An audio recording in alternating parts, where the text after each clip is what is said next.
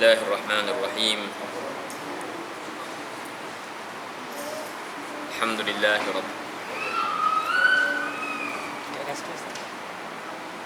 Bismillahirrahmanirrahim.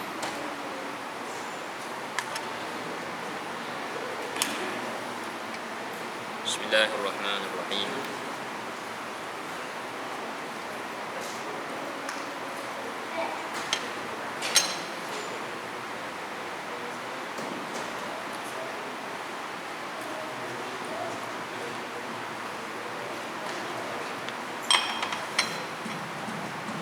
Bismillahirrahmanirrahim.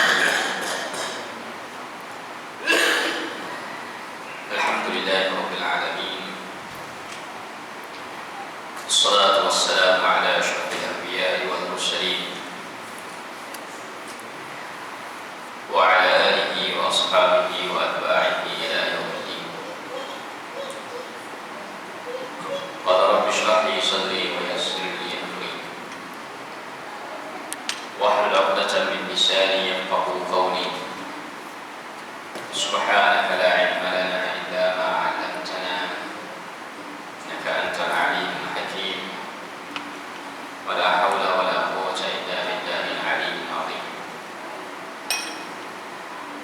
Assalamualaikum warahmatullahi taala wabarakatuh. Alhamdulillah, syukur kepada Allah Subhanahu wa taala yang masih lagi mengurniakan kepada kita nikmat usia dan kehidupan,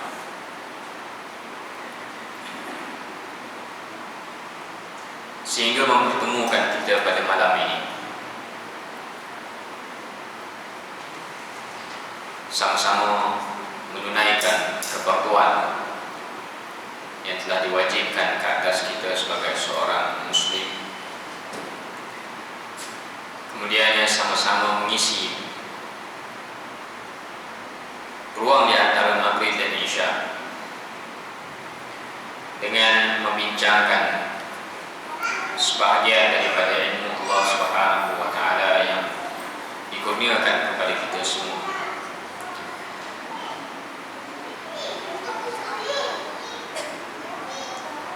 Jadi muslimin dan muslimah yang dirahmati Allah Subhanahu wa taala sekalian, di hadapan kita, kalau sesiapa yang ada buku itu, dia boleh buka muka surat 1275.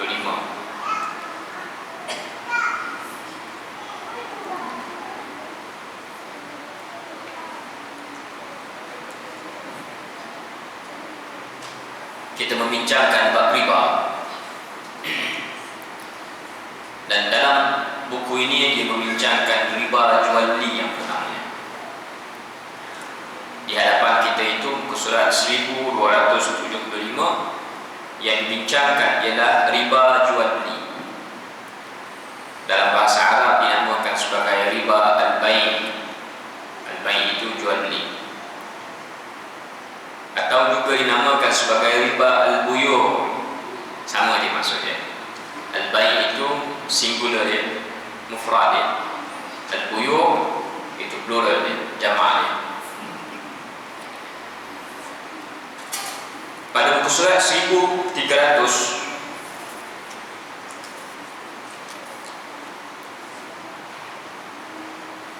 buku ini membincangkan tentang riba hutang.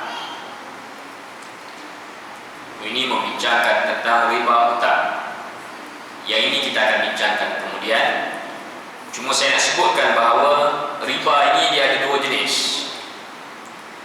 Satu riba jual beli, satu riba hutang. Dua jenis ini dia ada. Sebab itu kadang-kadang ditanya dalam peperiksaan ataupun sekadar kuis umum begitu, nyatakan dua jenis riba. Jadi yang dimaksudkan ialah riba jual beli, riba hutang. Riba hutang piutang. Jadi tak termasuk dalam bab tu komputer riba, tak masuklah. Takutkan ada jawab tulis apa dia riba. Jadi riba ini perkataan bahasa Arab. Ya, perkataan bahasa Arab yang bermaksud lebih yang bermaksud bertambah, yang bermaksud berkembang. Nah, ini maksud riba. Dalam buku kita 1275 itu didatangkan dengan beberapa ayat Al-Quran yang menggambarkan perkataan riba dari sudut bahasa. Allah Subhanahu wa taala sebut dalam Al-Quran, wa taral arda hamidatan fa idza anzalna 'alaiha al-ma'a ihtazzat wa rabat. Kami turunkan, kamu lihat bumi yang gersang, kering kotak. Kami turunkan ke atasnya air hujan. Bumi yang asalnya kering kontang, tandus, tidak ada apa-apa, tidak ada tumbuhan, tidak ada binatang yang berkeliaran di situ. Bila mana Allah Subhanahu wa taala turunkan padanya hujan, ihtazzat wa rabat, bumi itu bergerak-gerak dan dia semakin bertambah. Maksudnya apa? Pokok-pokok, pohon-pohon, benih-benih yang berada dalam bumi keluar. Dan bumi itu subur, dia berkembang, dia bertambah. Kemudian Allah Subhanahu wa taala sebut, wa ma ataitum min riba liyarbu fi amwalin nas fala yarbu 'indallah. Apa sahaja keuntungan, pertambahan, lebihan yang kamu dapati daripada riba dan kamu mengharapkan bahawa riba itu dia berkembang pada harta manusia, Allah Subhanahu wa taala kata fala yarbu 'indallah, riba tidak akan berkembang sama sekali di sisi Allah Subhanahu wa taala. Riba tidak akan sama sekali semakin bertambah, semakin bertambah, semakin berkembang, semakin berkembang, semakin banyak di sisi Allah Subhanahu wa taala, tidak. Walaupun pada mata kita manusia, kita lihat kadang-kadang ada orang kaya kerana riba, ada orang menjadi jutawan, ada orang menjadi orang-orang yang hebat kerana riba, tapi disebut oleh Allah Subhanahu wa taala fala yarbu 'indallah, dia tidak sama sekali berkembang di sisi Allah Subhanahu wa taala. Yang ini kita kena faham dengan elok-elok. Sebab itu saya sebutkan daripada awal lagi, di antara punca kepada krisis ekonomi, kita kata apa, ekonomi yang menjunam jatuh, kos kehidupan yang semakin meningkat, dan pelbagai lagi krisis yang melanda. Di antara sebabnya, saya tidak menyatakan itu satu-satunya sebab, tetapi di antara sebabnya ialah berlakunya riba yang secara berleluasa, terang-terangan, tanpa ada segan sidu pun berlaku di kalangan dalam kehidupan kita. Jadi muslimin dan muslimat yang dirahmati Allah Subhanahu wa taala, kita akan cuba masuk dalam riba yang pertama, iaitu riba jual beli. Kalau siapa-siapa perasan, ini bukanlah untuk nak mengaibkan mana-mana. Ya, apa nama orang surau sini pun ada tanya saya tentang sebuah pusat tahfiz, pusat pengajian Islam, pusat tahfiz. Dia pergi apa nama? Pinjam duit daripada alum. Jumlahnya telah dinyatakan. Ada jumlah yang besar, cukup besar telah dinyatakan. Tujuannya apa? Ada tujuannya. Kalau tak silap saya, tujuannya ialah untuk terlibat dalam pelaburan forex. Apa yang berlaku ialah sepatutnya dia mendatangkan keuntungan, yang berlaku sebaliknya. Kerugian 200,000 rugi, kemudian oleh kerana berhutang dengan alum, maka di sana ada riba, ada interest yang telah dikenakan, ada bunga yang dikenakan. Akhirnya bila kira-kira semua sekali, hampir 600,000 ringgit yang perlu dijelaskan. Saya tidak mengetahui sejauh mana kesahihan cerita ini, tapi dia menular viral dalam Facebook, dalam WhatsApp, dan saya kira mungkin agak rasmi kot sebab melibatkan Persatuan Pengguna. Report telah dikemukakan kepada Persatuan Pengguna Islam Malaysia, dan tindakannya nak diambil. Kalaulah golongan yang kita katakan sebagai ustaz Hafiz ni pun kadang-kadang terkeliru dalam masalah yang seumpama ini. Saya mengira kadang-kadang orang awam juga boleh terkeliru. Ibrahnya di situ. Ibrahnya di situ. Sebab itu saya banyak memberikan nasihat, bahkan saya sendiri dalam bab-bab yang seumpama ini kadang-kadang kita perlu merujuk kepada orang yang lebih alim daripada kita, terutamanya yang berada dalam bidang muamalat itu sendiri. Sebab dunia muamalat hari ini, kalau sesiapa yang baca buku sahaja, apatah lagi dia baca kitab kuning, kitab lama, dia tidak praktis perkara itu dalam kehidupan dia pada hari ini, dia berada jauh dari antara teori dan praktikal.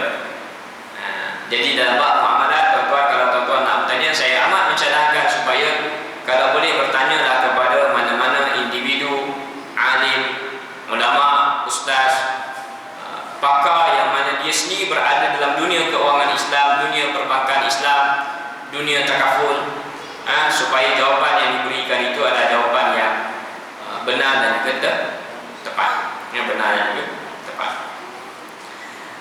Riba yang berlaku itu dia sebenarnya berlaku dalam bab riba hutang. Ambil 200, sepatutnya bayar 200, tetapi dia menjadi berganda sehingga 600,000, itu dianggap sebagai riba hutang. Tetapi dalam bab jual beli juga dia merupakan sebahagian daripada riba jual beli. Nanti kita akan ceritakan di mana dia berlaku. Dia riba jual beli juga. Dia riba jual beli juga, dalam masa yang sama dia juga merupakan riba hutang. Jadi dalam bab riba ini memang dia begitu complicated. Sebab itulah kalau kita membaca Atharus Sahabah, kata-kata para sahabat sendiri pun, termasuklah Umar Al-Khattab radhiyallahu taala anhu sendiri pun memberikan peringatan yang khusus berkaitan dengan riba. Umar Al-Khattab kata kena belajar. La tabi'u fi suqina illa man tafaqqa wa illa akala riba sya'a am aba.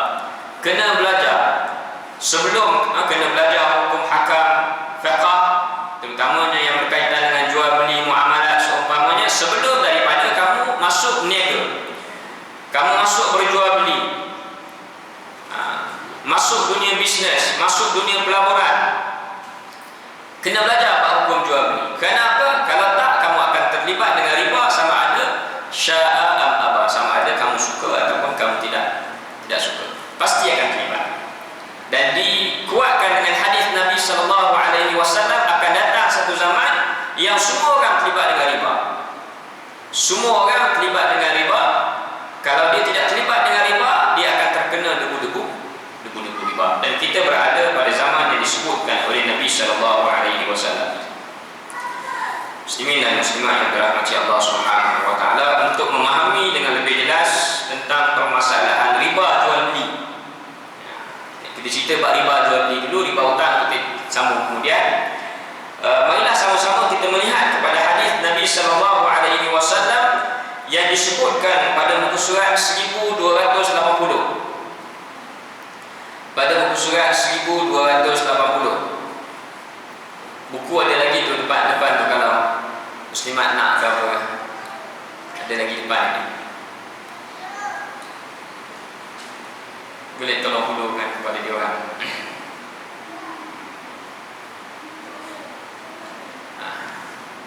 Sebab kalau kita cerita macam tu saja, tak melihat kepada teks hadis, kadang-kadang kefahaman itu sukar untuk dicapai. Nabi SAW bersabda, surat 1280. Nabi kata, "Al-dhahabu bil-dhahabi wal-fiddatu bil-fiddati." Dua perkara. Saya baca dulu ni. Nabi kata emas dengan emas, perak dengan perak. Di zaman Nabi SAW, emas dan perak ini digunakan sebagai barang pertukaran. Hari ini kita katakan sebagai mata wang. Nak beli barang guna emas, guna perak, selain daripada sistem barter yang kita biasa dengar, tukar barang dengan barang. Di zaman Nabi SAW, mereka menggunakan al-dhahab wal-fiddah sebagai mata wang. Maka Nabi kata al-dhahabu bil-dhahabi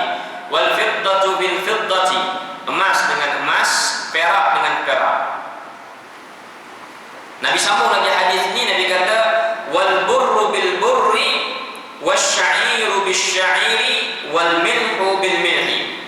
Ada 3 benda tambahan. Apa dia? Gandum dengan gandum, barli dengan barli, garam dengan garam. Jadi ada 5 benda yang Nabi SAW sebutkan. 5 benda ini Nabi kata kalau kita nak berjual beli emas dengan emas, perak dengan perak, gandum dengan gandum, barli dengan barli, garam dengan garam, maka dia ada 2 syarat. Ada 2 syarat yang Nabi SAW tetapkan. Apa dia? Nabi kata mislan bimislin. Syarat yang pertama ialah mislan bimislin. Dia hendaklah sama dengan sama. Macam mana sama? Nanti kita akan bincangkan. Kemudian ada dijelaskan dalam hadis yang di bawah. Emas nak tukar dengan emas, sama dengan sama, Nabi kata. Perak nak tukar dengan perak, sama dengan sama.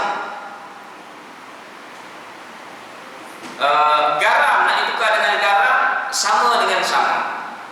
Gandum, bali nak ditukar dengan gandum dengan bali, dia kena sama dengan sama. Maksud apa sama? Kita akan bincangkan di bawah nanti. Tapi syarat yang pertama ialah maslan bimislim. Syarat yang kedua ialah yadan biyadin. Yadun ini tangan. Maksudnya tangan yang membeli, tangan yang menjual, dia kena berlaku serah menyerah secara tunai pada waktu itu. Dia tidak boleh berlaku secara tangguh, secara lewat sedikit, tak boleh. Dia kena yadan biyadin, seorang serah, seorang ambil. Jadi 5 perkara ini yang sebenarnya 6 kita akan baca di bawah hadis di bawah. Emas dengan emas, perak dengan perak, gandum dengan gandum, bali dengan bali, garam dengan garam. Kalau nak ditukar benda ini, yang ini disebut sebagai barang-barang ribawi, komoditi ribawi. Dia adalah maslan bimislin, yadan biyadin. Sama dengan sama, tangan dengan tangan. Maksudnya tu tunai.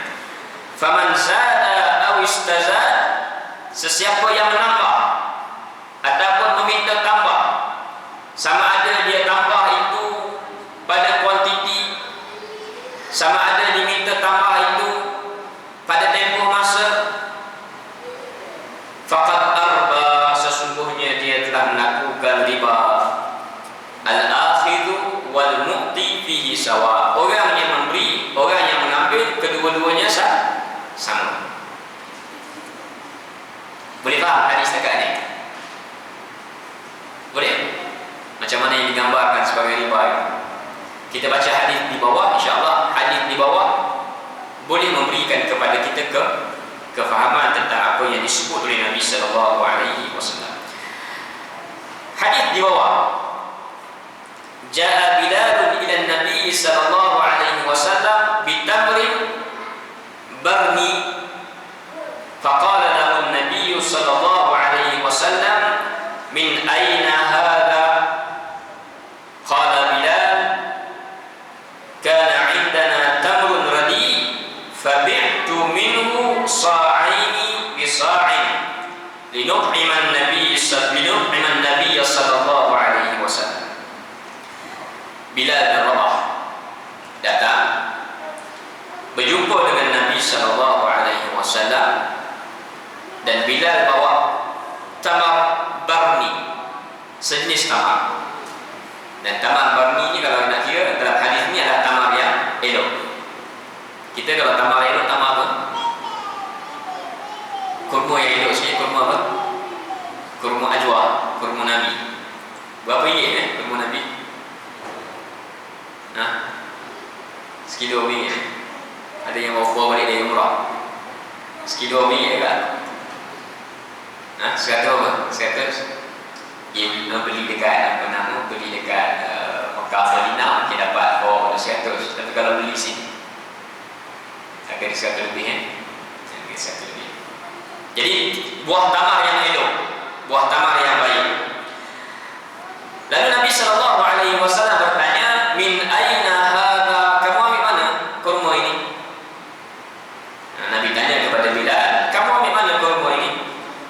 Faqala Bilal, maka Bilal pun cerita, Bilal pun beritahu, kana indana tamrun radi, tadi dengan kami ada tamar radi. Tamar radi ini adalah tamar yang tak elok, tamar yang kurang elok. Nak banding dengan tamar barni ini, tamar ini adalah tamar yang kurang elok. Kita pun perasan kalau kita pergi buka-buka puasa, kadang-kadang tempat orang ramai, dia datang dengan tamar buah-buah kurma yang keras kan. Keras, kita nak makan pun sebab apa? Sebab nak gani ramai orang, nak beli yang mahal macam tamar kurma ajwa tu, letih lah mesti serap. Jadi dia beli tamar-tamar yang murah, paling kurang seorang sedikit dapat boleh merasa benda yang manis ketika mana dia berbuka.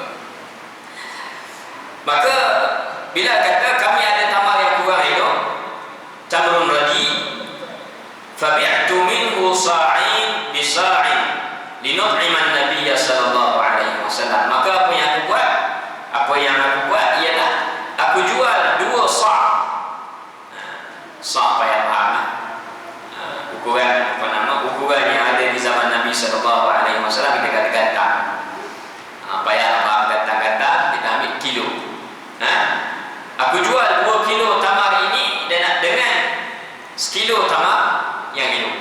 2 kilo tamar radi dengan sekilo tamar barni. Yang ini tamar yang elok, yang ini tamar yang kurang elok. Yang ini sekilo, yang ini 2 kilo. Ada masalah tak? Ada masalah tak?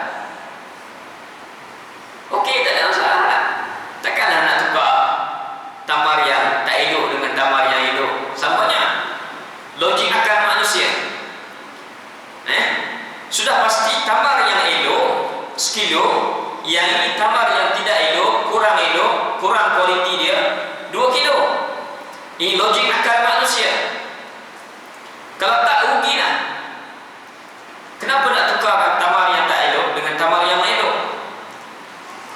Tapi lihat apa yang dikatakan oleh Nabi sallallahu alaihi wasallam. Dan bila berubah, dia beli bukan untuk dia. Dia kata linut'iman Nabi sallallahu alaihi wasallam, untuk memberikan Nabi makan. Untuk memberikan makanan, untuk dihidangkan kepada Nabi sallallahu alaihi wasallam. Maka apa kata Nabi? Faqala Nabi sallallahu alaihi wasallam inda dhalik, pada ketika itu, Allah ini dalam bahasa Arab kita kata gitu. Nabi kata gitu.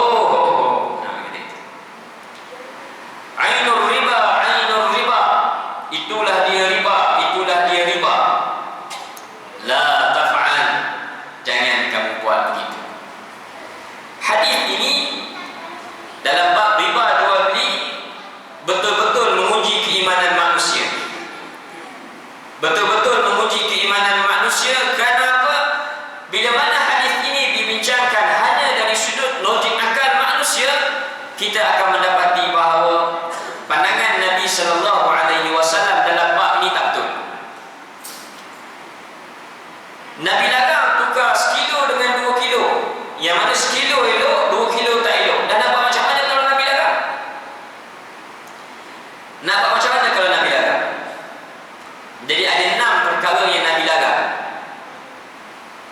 Dalam bab jual beli, kena faham tuan-tuan, kita dah sebutkan dalam kelas-kelas yang dulu, dalam bab jual beli, bila Allah Ta'ala kata wa ahallallahu al-bai'a, Allah Ta'ala telah menghalalkan segala bentuk jual beli, hukum asalnya adalah halal.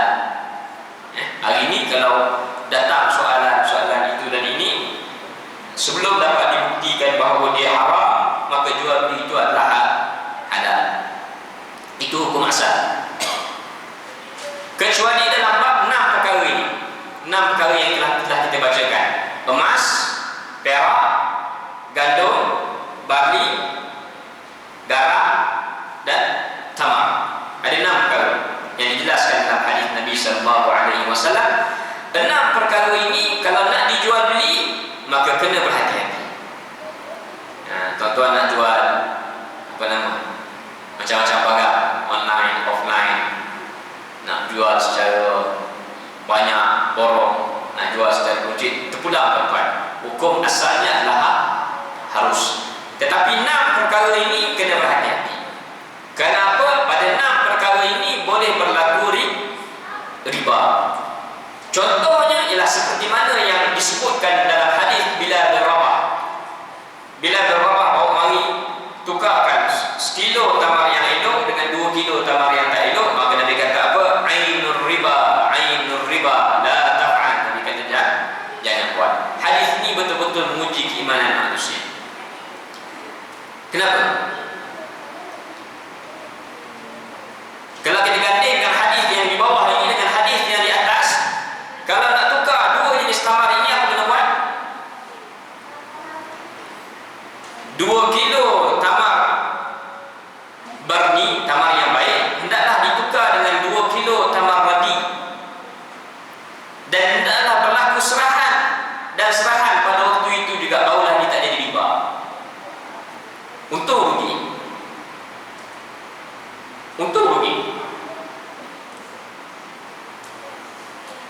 Ada orang yang untung, ada orang yang rugi. Yang untung siapa dia? Yang untung orang yang bawa tamar radi, tamar yang tak elok. Sebab dia dapat tamar yang elok. Yang rugi siapa dia? Yang rugilah orang yang ada tamar yang elok. Kenapa dia terpaksa bayar dengan jumlah yang mahal dan sebagai alasan dia dapat tamar yang tidak elok. Tetapi hadis ini hendaklah difahami dengan perspektif yang lebih luas daripada itu.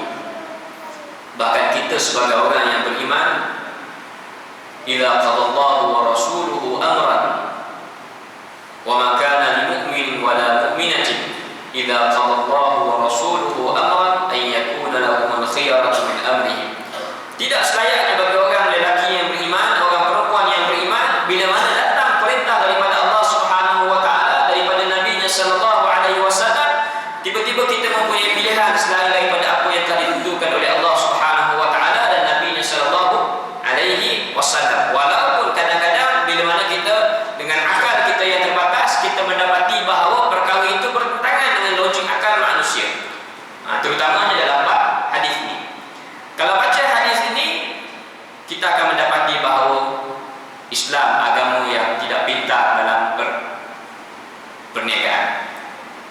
Kalau dilihat zahir pada hadis ini. Tapi tuan-tuan, hendaklah membaca hadis ini. Nabi larang buat macam itu. Nabi tidak mewajibkan kepada kita untuk jual seperti itu.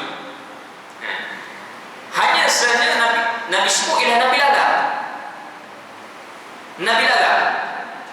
Nabi kata kalau nak tukar juga hendaklah masnan bimislin yadan biyadin. Kalau nak tukar juga. Tapi kalau kamu rasa rugi dengan pertukaran itu, maka ada pelbagai lagi cara yang boleh kamu lakukan.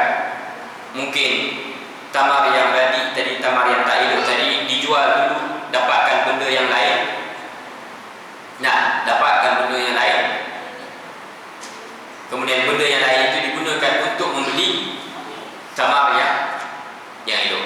Apa dia elok? Itu aktiviti ekonomi. Maknanya Nabi SAW nakkan supaya aktiviti ekonomi berlaku. Maknanya jangan tukar begitu. Dia hendak tukar dengan barang yang lain dulu, baru ditukarkan dengan barang yang hendak dibeli. Tetapi kalau sama jenis dia, tak boleh. Ada syarat yang ketat. Perkara yang kedua yang saya lihat di sini ialah Nabi SAW seakan-akan di zaman itu nak menunjukkan kepada kita ataupun nak menggambarkan kepada kita perlunya ada sesuatu yang dinamakan hari ini sebagai mata wang. Jual beli hendaklah dengan mata wang. Jadi barang itu kena jual dulu. Jualkan dapat dengan sesuatu yang lain. Bila mana sesuatu yang lain itu dapat, boleh ditukar nanti. Jadi dalam bab riba jual beli ini ada 6 perkara yang telah disebutkan tadi. Bila mana kita nak jual emas dengan emas, dia hendaklah sama dengan sama. Yang dimaksudkan sama dengan sama dalam bab emas ialah berat dia. Berat dia. Kalau nak jual perak dengan perak, yang dimaksudkan dengan sama di situ ialah berat dia juga. Hari ini ada orang jual beli emas dengan emas tak? Ada tak? Tak ada orang jual beli emas dengan emas. Muslimat ada orang jual beli emas dengan emas, ada? Tak ada. Biasa buat trading, tukar ganti emas baru dengan emas lama. Itu termasuk dalam bab jual beli emas dengan emas. Dia memakai syarat maslan bimithlin yadan biyadin. Hendaklah sama dengan sama, yadan biyadin. Kecuali kalau sebelum berlaku trading itu dia ada akad. Kawan ni jual dulu kepada jual emas lama, kemudian kedai emas terima emas tu, kemudian beli pula jual pula emas yang lain kepada, maka itu akad yang berbeza. Dua benda ini para ulama kata ia merupakan matwa al-umlah, al-umlah matwa. Jadi riba jual beli dia boleh berlaku dalam pertukaran mata emas dan juga mata wang. Berdasarkan kepada hadis ini, kalaulah kita ada RM 100.000 ringgit nak ditukarkan dengan RM 120.000 ringgit, maka itu pada pandangan Nabi SAW adalah riba. Kalau nak tukar begitu, bukan jual beli, nak tukar macam tu. Aku bagi 100.000, bayaran balik ialah 120.000. Itu jual beli. Dia telah bercanggah dengan hadis Nabi SAW, laysut mathlan bimithlin yadan biyadin. Jadi kalau ketika mana kita nak tukar mata wang, syarat dia lah kalau lah mata wang yang sama, tapi tak ada orang tukar mata wang sama, ada orang tukar mata wang sama, tak ada orang buat, dia akan ada cross. Sama ada mata wang kita kepada mata wang USD, kepada pound sterling, kepada apa lagi, rupiah dan pelbagai. Jadi takkan ada yang sama kita. Tapi kalau berlaku sama, Nabi kata mathlan bimithlin yadan biyadin, dia kena ada dua syarat. Hari ni ramai orang anggap, hari ni ramai orang anggap. Jadi kembali balik, yang pertama dia boleh berlaku dalam duit tukar dengan duit, emas tukar dengan emas, ataupun duit bertukar dengan emas. Jadi dalam bab ini kena berhati-hati. Apatah lagi kadang-kadang ada orang menggunakan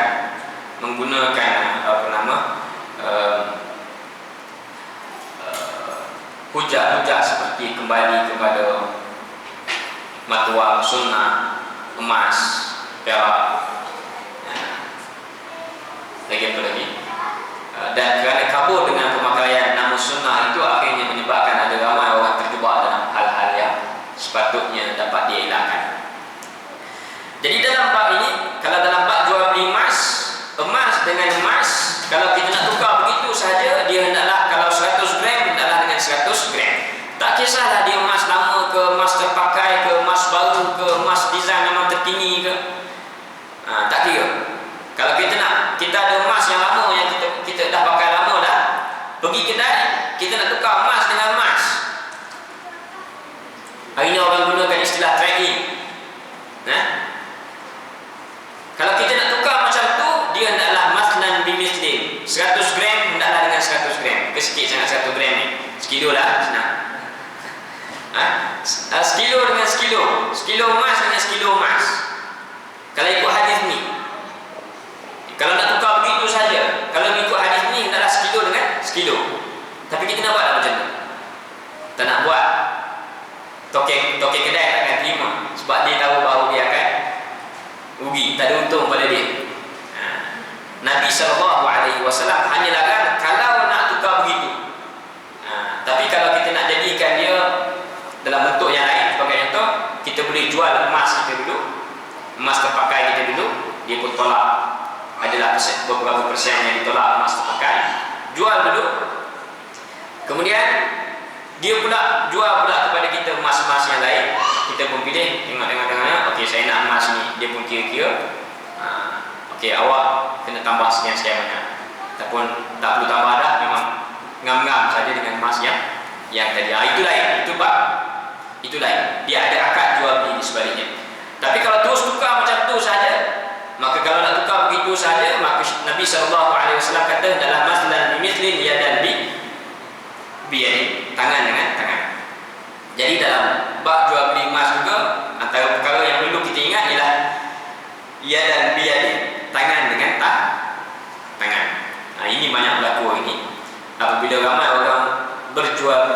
secara tangguh. Berdasarkan hadis ini, apa sahaja jual beli emas secara tangguh adalah riba. Apa sahaja jual beli emas secara tangguh adalah riba, yang boleh kita namakan sebagai riba an-nasi'ah. Ya. Tak apalah, bab nama tu tinggalkan. Ya. Kadang-kadang pening pada juga. Apa sahaja jual beli emas yang dia ada kadang-kadang orang sebut apa, ETA, estimated time of arrival. Beli emas hari ini 6 bulan lagi emas sampai. Beli emas hari ini kita akan dapat emas kita 12 bulan lagi. Nabi daripada awal-awal dah larang.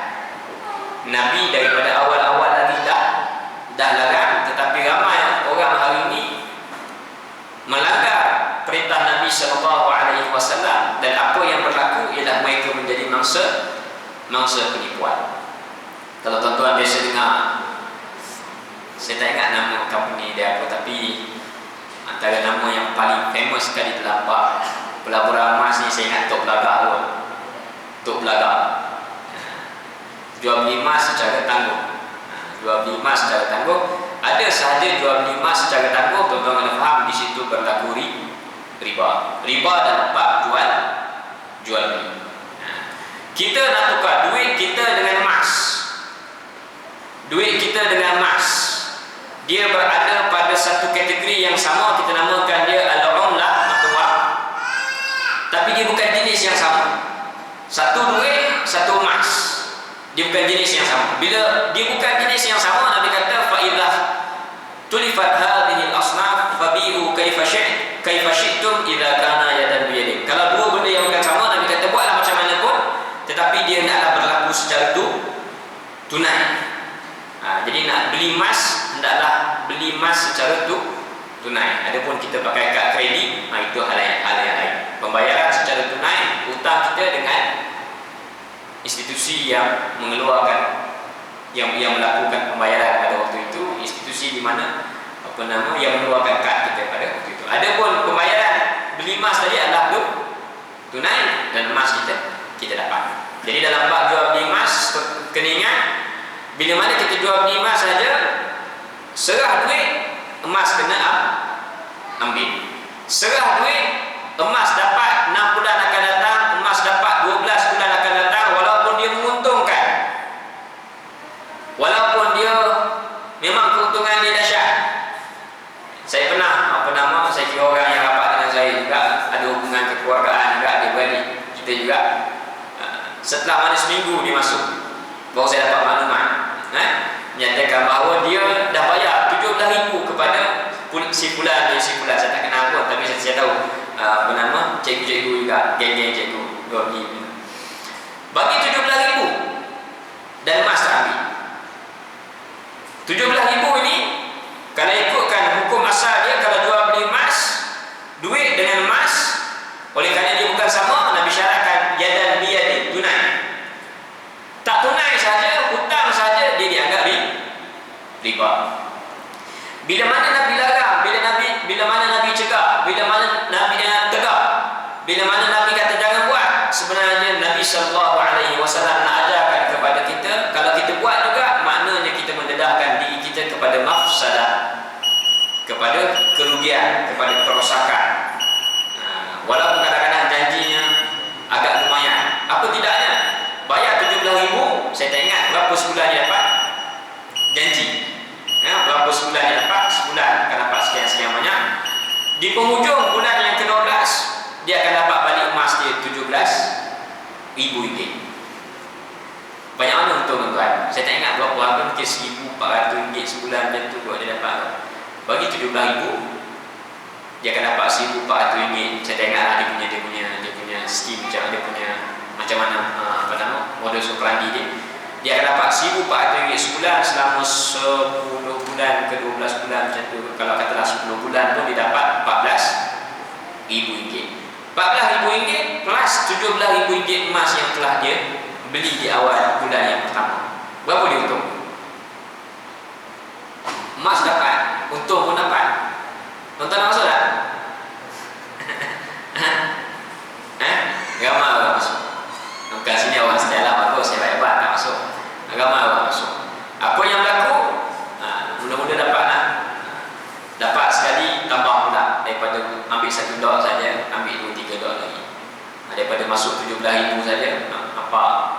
masuk masuk ke main tiap bulan. Okey, tak apalah, bulan depan kita beli 2 pula, 34 ribu. Tengok masuk lagi, promo adik-beradik pula masuk. Macam itulah, sampailah bulan ke 8, 9, 12, dia mula sangkut. Mula sangkut tu lah yang yang tak mampu pergi tanya orang tu lah, boleh tahu. Dia yang orang ni yang promote apa semua. Orang ni tak kata pergi tanya orang ni lah, masing-masing tidak mengaku. Dan ini dinamakan sebagai riba al-buyu. Riba al-buyu. Itu dalam bab emas. Jadi kalau kita jual beli emas dengan emas, syarat dia sama timbangan, sama sukatan dia, dan tidaklah berlaku secara yadan bi yadin. Tukar di antara emas dengan wang ringgit, syarat dia adalah yadan bi yadin. Jadi gimana biasa berlaku ini? Ataupun tukar emas dan tukar wang ringgit dengan mata wang yang lain. Tukar wang ringgit dengan USD, tukar wang ringgit dengan mana-mana mata wang yang ada di dunia. Apa syarat dia? Syarat dia adalah yadan bi yadin, adalah berlaku secara tunai. Sebab itu tuan-tuan, kalau kita berurusan di kaunter pengurus wang, kesemuanya secara tunai. Bila mana secara tunai, hukumnya jual beli yang sah. Tapi ada sahaja penangguhan, tidak berlaku sahaja yadan bi yadin, maka di situ berlaku riba. Yang ni di mana banyak berlaku? Di mana banyak berlaku ini? Ada orang jual beli mata wang dan jual beli itu berlaku secara tangguh. Kat mana agak banyak berlaku? Pernah kita pergi kat pengurus wang, kita bagi duit dulu hari ni, esok baru kita ambil duit kita. Tak ada. Ataupun kita pergi kat pengurus wang mana-mana, dia bagi dulu duit kat kita hari ni, esok baru kita pergi hantar duit kita kat dia. Ada? Tak pernah, lagi tak pernah. Kat mana dia banyak berlaku? Tak ada. Tukar mata wang dengan mata wang. Tak ada. Tak nampak kat mana berlaku.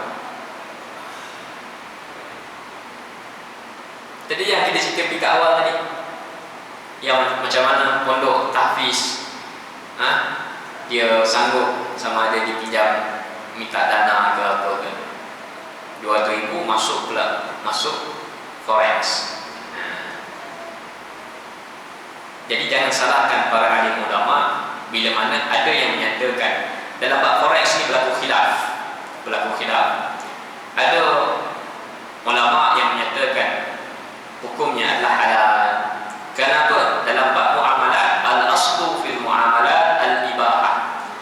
Hukum asal dalam bab muamalat ini, dalam bab jual beli adalah harus. Setelah mana dibuktikan bahawa di dalamnya berlaku transaksi yang salah, transaksi yang tidak patuh syariat, transaksi yang melanggar tata cara syariat, barulah kita menyatakan bahawa hukumnya haram.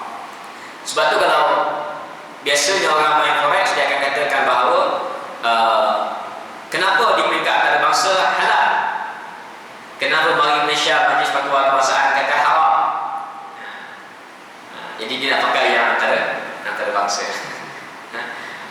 Dia tak nak pakai yang Majlis Fatwa Kebangsaan. Jadi dalam bab ni kita kira boleh guna pakai kaedah umum dalam ilmu muamalat, al-aslu fil muamalat al-ibahah, hukum asalnya adalah harus. Tetapi dalam bab forex inilah kebarangkalian, kemungkinan berlakunya riba cukup mudah. Tersalah lewat sedikit pertukaran mata wang itu, dan saya kira itu yang banyak berlaku pun. Saya tak biasa main forex, tapi mana nak faham permainan forex itu, saya kira mungkin kena masuk try, tengok macam mana dia berurusan, baru kita nampak. Tetapi saya difahamkan bahawa itu pun yang banyak berlaku. Kita trading hari ini sesuatu yang kita tak akan dapat dari buku hari ini, kita akan dapat pada akan datang. Jadi tidak berlaku secara tunai. Iaitu saya kena cek pada saya sendiri, tak pernah terlibat lagi. Tetapi sesiapa yang bermain dengan dia hendaklah berhati-hati kerana di situ amat mudah berlaku riba. Di situ amat mudah berlaku riba. Kenapa? Berlaku penangguhan sedikit saja. Dalam kitab fiqh mazhab Hanafi kata boleh lewat selama 3 hari.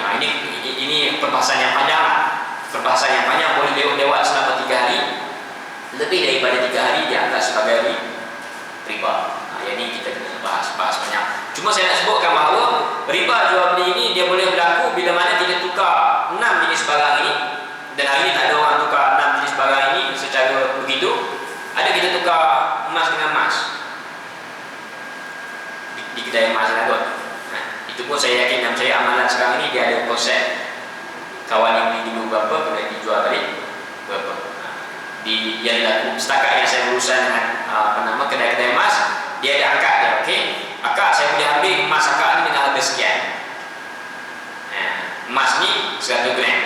Harga semasa je 100 gram 140, 160 macam tu. Tapi saya tak boleh ambil harga tu. Kena turunkan sikit. Saya boleh ambil dengan harga ni. Okay. Yang ni yang saya boleh ambil dengan akad. Jadi kalau akad nak tukar dengan mana? Dia beritahu saya nak ambil ni. Okay, kalau akad nak tu, akad akan tambah sekian-sekian banyak lagi. Sebab apa? Itu beratnya lain, harganya pun sudah lain. Itu amalan yang berlaku pada hari ini. Saya tak pasti hari di tempat di sini macam mana. Kalau di Pantai Timur itu yang dilakukan. Ada akad yang lain, bukannya ditukar emas dengan emas secara direct begitu. Tukar emas dengan perak ataupun elahnya sama, elahnya mata wang, tetapi jenis yang berbeza. Jenis yang berbeza macam yang disebut tadi, wang ringgit Malaysia dengan USD, bila mana nak tukar dia hendaklah berlaku secara yadan biyadin. Berlaku sahaja lewat, sama ada disengajakan atau tak disengajakan. Kalau orang yang main emas dia ada istilah lock-in. Situ kena pandai-pandai sih. Kena pandai hukum syarak. Kena pandai hukum syarak. Sebab dibimbang nanti berlaku berlaku perkara yang sepatutnya kita elakkan, iaitu riba. Berlaku perkara yang sepatutnya kita elakkan, iaitu riba. Saya sendiri pun masih keliru macam mana konsep lock-in itu. Biasa sekarang tak popular kan emas. Kalau dulu masih popular lah. Setiap hari orang tengok emas turun naik. Turun je dia lock-in. Apa hukum lock-in? Lock-in maknanya dia diikat harga dia. Saya berpandangan dibenarkan dengan syarat stok kena ada. Dibenarkan dengan syarat stok kena ada. Kalau stok tak ada, cumanya isunya ialah macam mana nak wujudkan yadan biyadin itu dengan keadaan orang yang beli berada di Terengganu, orang yang menjual berada di Kuala Lumpur. Jadi dalam bab ini mungkin kita kena faham isu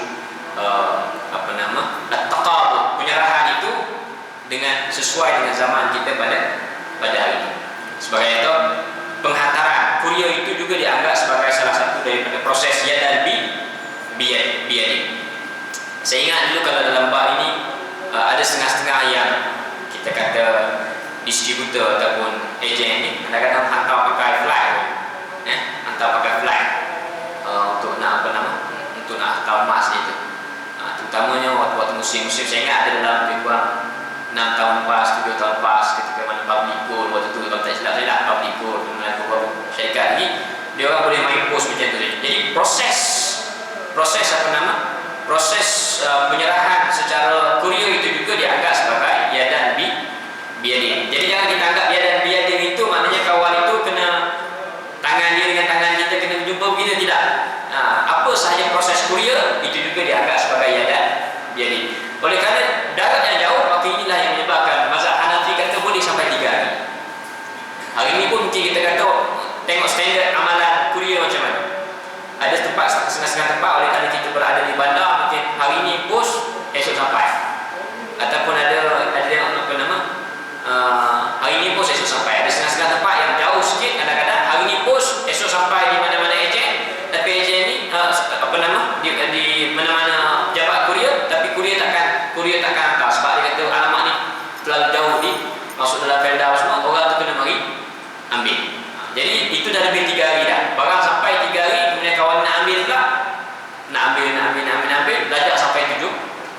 maka itu juga dianggap sebagai proses iadah biadab. Jadi dalam bab ini ada benda-benda yang kadang-kadang kita kena tengok dengan perubahan zaman.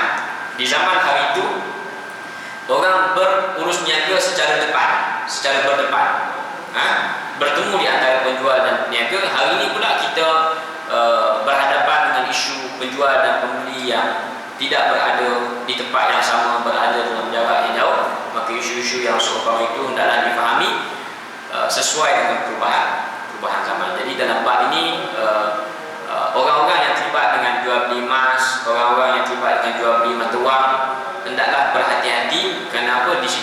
Disitulah kemungkinan boleh berlakunya riba.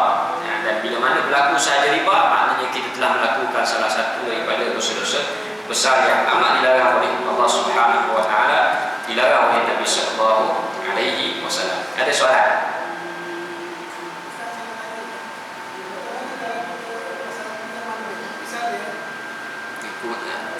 Kurang jelas.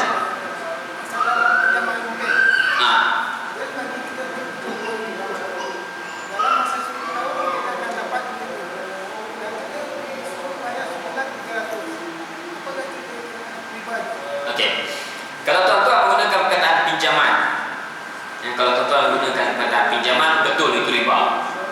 Sebab itu apa yang dilakukan hari ini kalau kita tengok adalah menukarkan hutang pinjaman itu kepada adanya proses jual beli, adanya proses sewa menyewa. Sebagai itu kalau kita beli rumah, dia ada akad jual beli. Jadi pada waktu itu kita bukan hutang duit. Hutang kita itu adalah kerana jual beli. Kalau kita nak pakai kenderaan, prosesnya ialah sewa al-ijarah thumma al-bay', sewa beli. Jadi kontraknya adalah kontrak sewa dan di akhirnya nanti benda itu akan menjadi milik kita. Jadi apa yang dilakukan pada hari ini lah untuk menyelamatkan umat Islam daripada betul-betul terjerumus dengan riba. Kita menjadikan kontrak-kontrak itu adalah kontrak-kontrak yang patuh syariat. Antaranya ialah mewujudkan jual beli. Bila sebut kontrak riba, orang beli rumah dengan kontrak riba dengan orang beli rumah dengan kontrak jual beli, apa beza di antara dua ini? Akad. Selain pada akad, apa beza? Orang yang beli rumah dengan menggunakan kontrak ribawi, yang dihutangkan ialah wang yang disebut ambil 100,000 kena bayar 300,000. 100,000 bertukar dengan 300,000 ini disebut dalam hadis Nabi SAW, kalau dah dibeli benda yang sama, tamar dengan tamar, tak kira dah tamar ini bubuk tak bubuk, Nabi kata kalau nak tukar macam tu juga, maka dia adalah masnan limitlim. Maknanya 100,000 dia adalah bertukar dengan 100,000. Dan kalau nak tukar adalah bertukar pada waktu itu juga. Jadi dalam bab ini, dalam bab hutang dia melanggar dua benda. Satu, Nabi kata sama dengan sama dilanggar. Yang kedua, tempoh waktu yang penyerahan taqabul, serah mengambil itu pada waktu yang sama, dia dalam langgar juga. Dan dia juga masuk dalam bab riba ad-duyun, riba hutang. Jadi nak menyelamatkan keadaan itu, Nabi bukan suruh kita paksa buat macam tu. Nabi kata jangan buat macam tu. Kalau nak buat juga kena pastikan syarat-syarat tadi. Tapi di sana ada cara-cara yang lain. Antaranya ialah kenapa kita nak berhutang? Kita nak berhutang ialah kita nak beli rumah, maka diwujudkan kontrak jual beli. Bila sebut ada akad jual beli, maka di sana ada rukun dan syarat. Ada rukun dan syarat yang telah kita bincangkan sebelum ni. Apa dia ada rukun dan syaratnya? Barang kena tahu, kena jelas, barang kena ada, harga perlu diketahui. Jadi bila mana kita beli rumah, beli itu dan ini dengan menggunakan kontrak ribawi, atau benda yang membezakan ialah yang ini kita tak tahu berapa harga yang dijual, berapa harga akad jual beli. Dia boleh jadi murah, dia boleh jadi sedang-sedang, dia boleh jadi tinggi, melambung tinggi. Adapun akad jual beli yang kita lakukan secara Islam itu sudah ada harga yang telah kita matikan. Kita persetujui di antara penjual dan pembeli, di antara bank dengan kita. Isunya harganya tinggi, isu harganya dua kali ganda, sekali ganda, itu isu yang lain. Tapi ada satu harga yang telah disepakati, maka kontrak itu halal. Sebab di sana ada akad jual beli, di sana ada akad jual beli.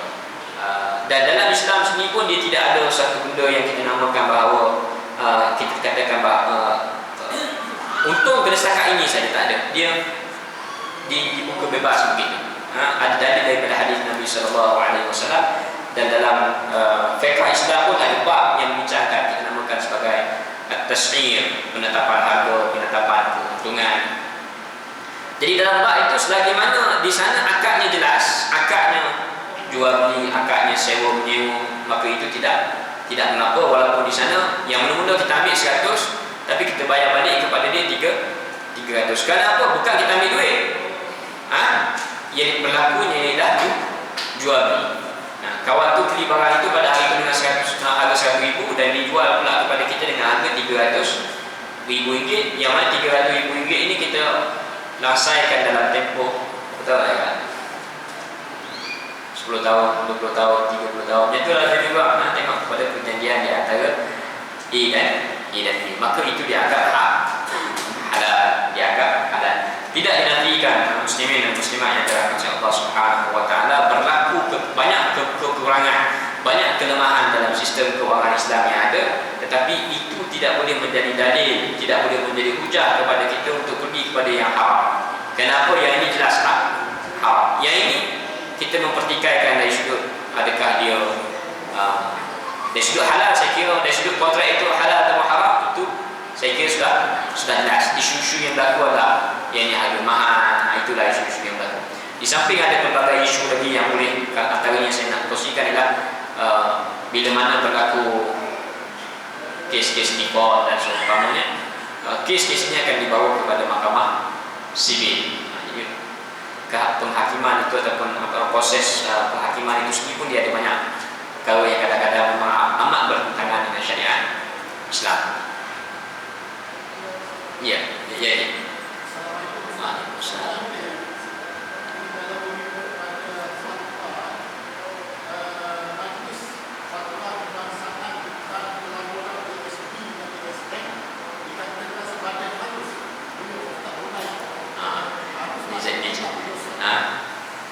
Kena tanya kuliah hari di malam tiang ya. Muslimin dan muslimat yang dirahmati Allah Subhanahu wa taala. Sebab itu dalam bab muamalah ini saya suka untuk kita bincangkan isu-isu dalam muamalah. Kita bermula daripada topik A, B, C dan D. Kita bermula dengan jual beli, kita masuk bab riba. Sebelum masuk bab riba, kita ceritakan dulu Quran cerita macam ni, hadis Nabi SAW cerita macam ni. Quran ceritakan dosanya di dunia macam mana, akibat di dunia macam mana, akibat di akhirat macam mana. Nabi SAW pun ceritakan macam itu.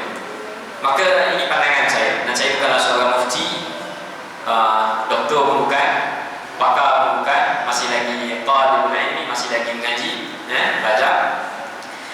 Pandangan saya ialah dalam bab ini apa sahaja yang berkaitan dengan riba, kalau kita mencari keberkatan dalam kehidupan kita, tinggalkan. Kalau kita mencari keberkatan dalam kehidupan kita, tinggalkan. Tuan-tuan dah baca ayat Al-Quran, yamhaqullahu riba, Allah Ta'ala membinasakan riba. Allah Ta'ala gunakan perkataan binasa ini untuk orang kafir, orang musyrik, orang-orang yang memerangi Allah Subhanahu wa taala, musuh-musuh Allah Subhanahu wa taala. Pada riba tidak akan ada langsung keberkatan. Kita sebutkan tadi bahawa fala yarbu indallah, riba tak akan sama sekali berkembang di sisi Allah Subhanahu wa taala. Dan kalau kita membaca nas-nas yang ada, sebab itu saya mempunyai pendirian yang jelas dalam bab ini. Tapi saya nak suruh orang ikut saya tak boleh lah. Sebab di hadapan saya ada pandangan yang dikemukakan oleh Majlis Fatwa Kebangsaan dan berbagai lagi. Tapi bila mana kita melalui bab demi bab, chapter demi chapter yang ada dalam ilmu muamalat, saya merasakan bahawa dosa riba, saya membaca justifikasi yang telah dikemukakan oleh Majlis Fatwa Kebangsaan. Antara ini ialah tidak berlaku pelacuran, tidak berlaku perjudian, tidak berlaku arak, babi. Saya kira dosa-dosa ini tidak setanding langsung dengan riba. Saya kira dosa-dosa ini tidak setanding langsung dengan riba jika tidak dibandingkan. Sebab dosa riba mengatasi dosa ini. Dosa riba mengatasi dosa-dosa yang telah kita sebutkan tadi. Dan walau bagaimanapun saya tak artikan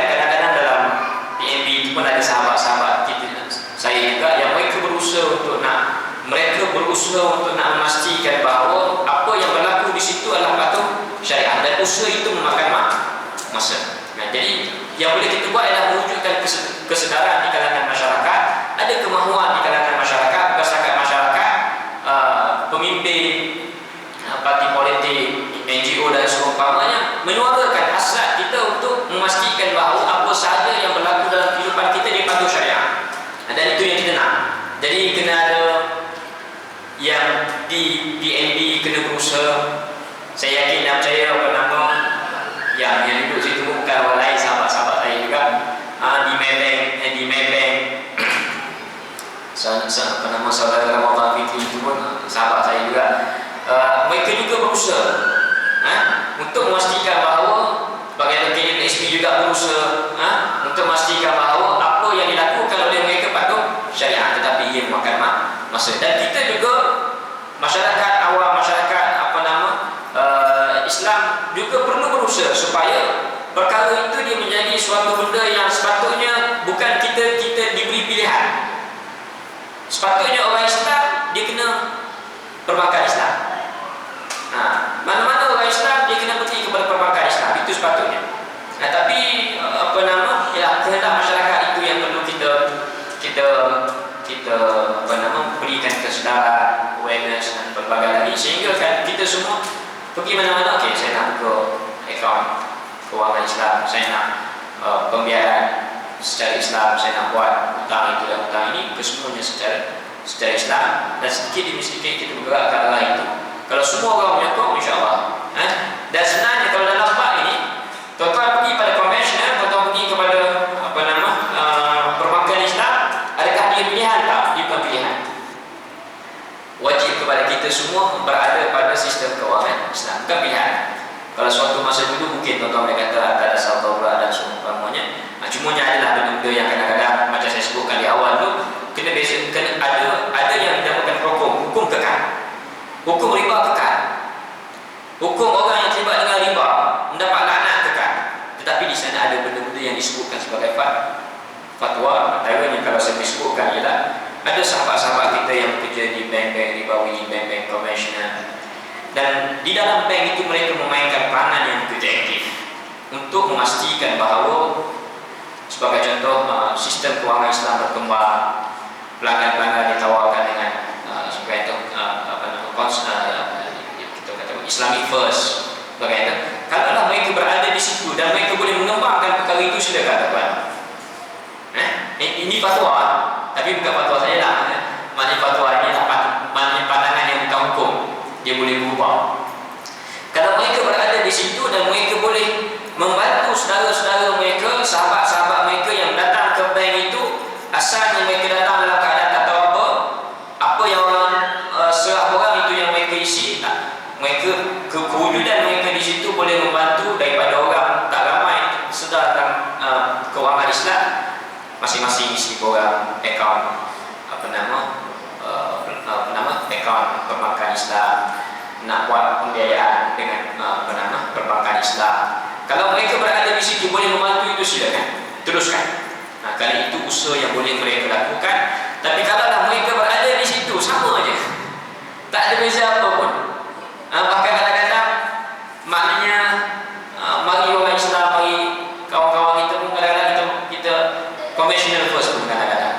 Jadi kalau begitu keadaannya, saya menasihatkan kita supaya kita boleh memahami balik isu riba itu dengan jelas.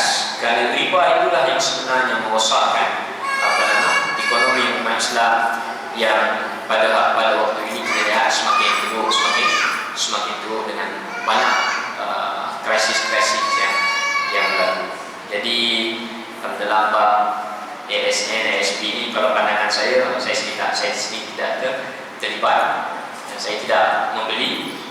Tapi saya tahu bahawa di situ ada sahabat-sahabat kita yang sedang berusaha untuk memastikan bahawa pelaburan di situ suatu masa nanti dia boleh patuh syariat secara sepenuhnya. Saya ingat ada seorang pensyarah dari UIA, Dr. Basri, dia resign daripada UIA dan dia masuk ke dalam BNP dalam bahagian projek Islam. Jadi itu pasti apa namanya pasti. Jadi saya kira itu usul yang serius daripada PNB untuk memastikan bahawa apa yang dilakukan oleh mereka pada masa akan datang adalah patut syariah. Cuma di kalangan kita yang kita boleh buat adalah menyuarakan kehendak kita supaya dia betul-betul patut syariah, supaya nanti dia akan jadi macam KWSP sebagai itu. Kita tawarkan apa nama dana yang patut syariah. Jadi siapa yang nak, sepatutnya bukan siapa yang nak, jadi kita kena pastikan umat Islam apa nama dapat yang patut syariah.